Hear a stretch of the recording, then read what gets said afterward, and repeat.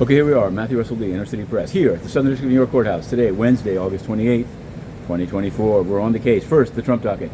As expected, but interestingly enough, yesterday Jack Smith wrote into Judge Chutkan in D.C. saying that the grand jury had returned a superseding indictment, trying to eliminate some of the allegations, some of the walking indictment part of it, that was sort of problematized by the Supreme Court's immunity decision, but keeping exactly the same four charges. Now, some are saying that this is going to give rise to just another appeal citing the Supreme Court's Fischer decision, but it's done. That was the decision. That's why he asked for more time, got the superseding indictment, thinks that it's been cured. Now, of course, in the New York case, there's already a guilty verdict on the 34 counts. The question now is whether the wrong evidence came in and it has to be all redone. That will be decided maybe before, but on September 16th, still no ruling on pushing back the September 18th sentencing to avoid the disruption of the appellate process.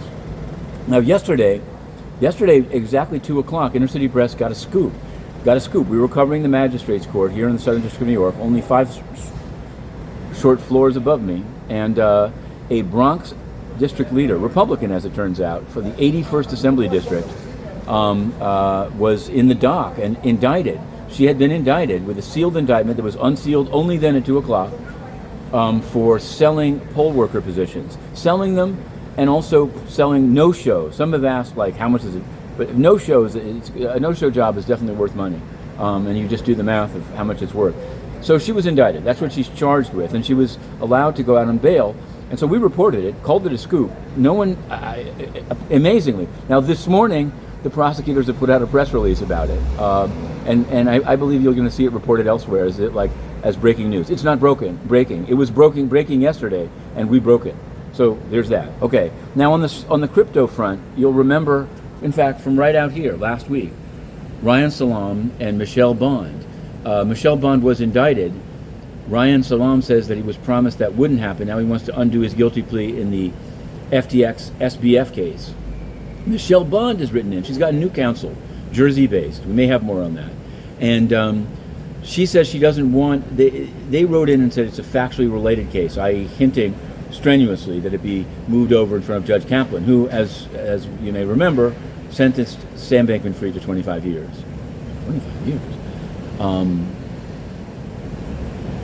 But Michelle Bond says no, she wants to keep it separate. It's assigned to Judge George B. Daniels. Now, it's unclear, will it be Judge Kaplan or George B. Daniels that decides whether it's a related case? They've asked to be heard if there's even a consideration of consolidating the two. So there's that.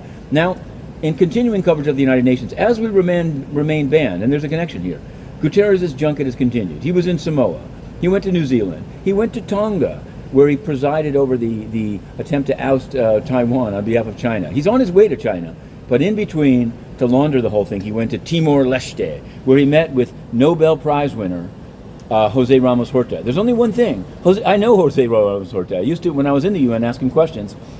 And when the UN was in the process of, as a sort of a step-by-step, ousting me from my coverage, I raised it to him, and Ramos Horta asked the UN and said, this is wrong, this is censorship, what's up? He got lied to. He said that there was rule violations. It was never told to him what the rules were. I guess don't cover the budget committee.